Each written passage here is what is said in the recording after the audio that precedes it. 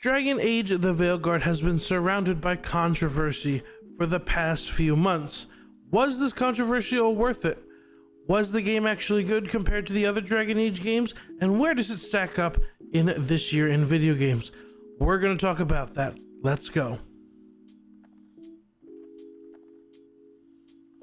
Hello everybody and welcome to my YouTube channel. My name is Luminari and today is finally our review for Dragon Age The Veilguard. If you haven't been around here for the past month or so, this video has been kind of haunting me and I've been talking about it on Twitter and Blue Sky and all that sort of stuff because for some reason, every time I try to make this video, it ends up crashing and failing into the ground. But if you're seeing this, that means this finally did make it off the ground, and I'm so excited to give you my review of Dragon Age The Veilguard. I'm going to warn you, we're going to talk about some spoilery stuff in this. Not too spoilery, but if you do not want to be spoiled for anything in Dragon Age The Veilguard, I suggest you click off, drop a like down below, and come back. And if you like this sort of content, once again, please drop a like below, leave a comment how you felt about Dragon Age The Veilguard, and subscribe to my channel. We have 3 videos upcoming this week. We have today's video, we have Wednesday's video, which is my top 5 from 2024, and we're going to be releasing a new type of video on Friday, talking about One Piece the manga, and I'm super excited for that. Then we will continue regular weekly uploads on Sundays as before. So technically, you might be getting 4 videos this week. Anyway, let's jump in to Dragon Age The Veilguard. So I'm gonna break this down into 3 big categories. One's going to be good, one's going to be bad, and one's going to be the saving grace, in my opinion, of the game. We're going to start with the good. The good in the game has to do with the companions. I think that the companions in this game have so much depth, have so much character. Their storylines are amazing, and I enjoy every second I get to spend with them. There was never a point in the game where when I saw one of those little exclamation points next to them where I was like, oh, I gotta go work with this character, or oh, I have to go do with this character, because each of their stories is so telling and so amazing that it feels like it's part of the main story. Each of these characters' growths happen alongside the main story, which I think is an amazing concept, and I think they pulled it off extremely well. Each of these companions have their own trauma that they're going through. I wouldn't even say trauma for some of them, but some sort of thing that is going on in their life that will affect them in your group. I'm going to use one as an example because I think it is the clearest example of how passionate they were about these characters. I'm going to use one of my favorite companions in Davrin. Davrin is really, really cool. It shows his growth as a pet father, I guess is the way to say it, but his growth with his little griffin and how he's learning how to treat a pet or an animal, and how these two are growing slowly every time we have new quests with them. And I really enjoyed that feeling as well. Now, just kind of looking at everyone else, Tosh has a really great story quest. I know some people won't like it because it touches on gender identity, but for me, I thought it was amazing, and it really touched my heart as somebody who is on the gender fluid spectrum. It was a really nice conversation to have with Tosh and her mother and all that sort of stuff that really felt impactful to me. And I think that that was another one amazing part of the game. Emmerich, Ballara, Nev, Lucanus, Harding, all those people have also amazing story quests. And once again, that is the best part about this game, one of the best parts about this game, in my opinion. Now, we're going to move on to the bad, because the bad in this game is very bad, in my opinion. And I know I'm going to see some comments down below about this, but the worst part about this game is the main story. That sounds crazy to think about, but the main story in this game is what drags this game from being a 9 out of 10 for me down to like a 7.5 out of 10. Because the main story, in my opinion, is super predictable. If you've played any other Dragon Age or Mass Effect game, it feels super predictable for me. The villains, yes, they're intimidating. Yes, they're scary. They really, I don't know, just didn't do it for me. I think that those villains were just imposing and, you know, showed how powerful they were, but they never felt like we were going to lose to them, I guess is the best way to say it. I know some people are going to disagree with me, but it always seemed like they would beat us in one way, but then we would come up with another way to defeat them, and it would show cracks in their thing and all yada yada yada. And I just really think that they really lacked in the writing department. They just felt like these big bad characters that really didn't have any growth towards them. And that's kind of where the story fell flat for me. I need a really good villain in the game in order to really drive me forward. So whenever I was doing these character quests that I really enjoyed, I would see that I didn't have any more, and I had to click on the main story, and it was just like a 20-minute adventure through one part fighting a hordes of enemies. And I just kind of was like, okay, like it didn't really do anything for me.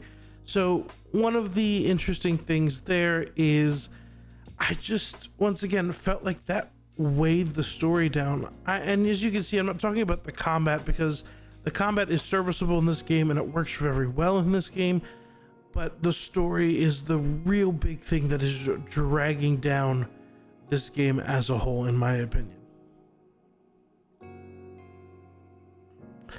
And now, finally, the thing that saved the game for me and brought it back up to an 8 is the antagonist of the game. Now, when I say antagonist, I don't mean villains. The villains of this game are Elgar'nan and Gillenane. They are directly trying to defeat our character and stop our character from advancing their goals. The antagonist in this game, or I guess anti-hero would be the correct terminology, is our favorite elf, Solas. And Solas, in my opinion, every game that he is in, every game that I see him in, every time I read something about Solas, I always want him to win. I want him to join us. I want him to be good, because you see the cracks in his flaws and everything like that. And specifically in Veilguard, they did such a good job of writing this character that is flawed, but is inherently wanting to do good things.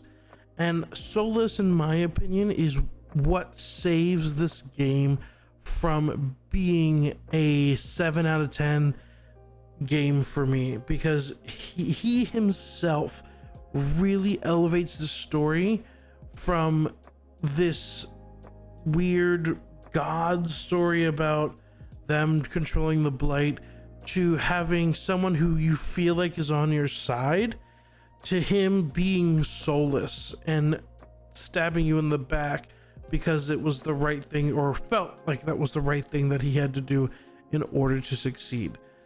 So for me, it's really hard to talk about this game without mentioning the ending. So there's a big spoiler warning here. I'm going to give you like 10 seconds to click off the video as I'm stalling here.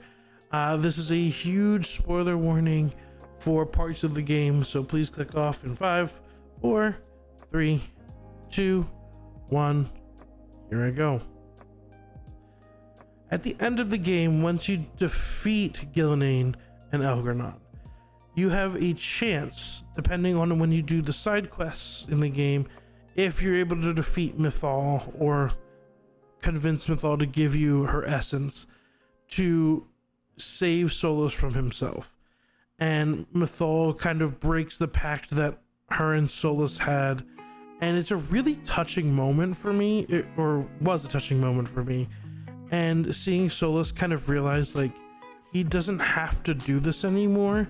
He doesn't need to keep backstabbing people because it's what he felt Mythal would have wanted him to do, or he was upholding this pack for Mythal. It was an insane revelation for me, and I think it was very, very well written. And I think that's kind of what merges Solus's character into being one of my favorite characters of all time, because it shows that he has empathy, and it shows that he's willing to sacrifice things for the greater good. And he's up there with some of my favorite villains like Xehanort, and I mean Asgore, but Asgore's really not a villain. But like Flowey and Azrael and all that sort of stuff, because they have motivations that we can see plainly, and you don't just get to sit there and be like, I wonder why they're evil or why they did this awful thing to us. No, you understand by the end of the game, and I really, really enjoyed that writing choices that the devs decided to put in, which once again saved the game for me. Oh, right. Well, that kind of wraps up everything that I had to say about the game. I mean, not everything, but I'm trying to keep this in a nice little package instead of being a 25 minute video for everybody to kind of munch on. I'm trying to keep it as short as I can. But overall, as I said, the companions are the best thing about the game. The story, the main story, is just very lackluster in my opinion, and it just needed some more, trimming around the edges. And I guess you could really feel that this was supposed to be a multiplayer game because of the main story, and it really felt like they spent that extra time that they had ironing out all the companions, and it really showed that they didn't go back to the main story and polish that up, because all the companions had really great stories and really great storylines, and the main story itself just kind of fell flat. And once again, Solus being one of my favorite characters in gaming at this point, I think is really, really, really cool. And the way that they kind of, I don't know if they ended his story, but the way that they kind of finished it in this game was a really, really cool, in my opinion. And I'm going to take this second here to talk about the combat real quick. If I don't mention something in a review like the combat, it's because it's serviceable, it was nice, it didn't get in the way of things, I thought it was fun. So this point forward, if you watch any of my reviews, I want you to know that if I don't mention combat, or if I don't mention something, it means that it was good. I didn't have any qualms with it. I didn't have anything good or bad to say about it. It just kind of was there. And that's kind of how the combat felt in this game. I enjoyed it. I played as a ranger like character, which was pretty cool. But overall, I really enjoyed the game. And as I said, it would probably land about an 8 on my scale from out of 10. And you'll probably see this on my Game of the Year list at the end of the year, because I, once again, really enjoyed this game, and it was one of the few games that I actually sat down and beat this year. Once again, if you enjoyed this video, please click that like button down below, click that subscribe button for more content. Remember, we have a lot of videos coming out this week. Drop a comment down below. What are your thoughts about Dragon Age The Veilguard and the companions and the story and all that sort of stuff? I would love to hear that from you. All right, everybody, I hope you have a fantastic rest of your day, and I will see you back here later for another video. See y'all then.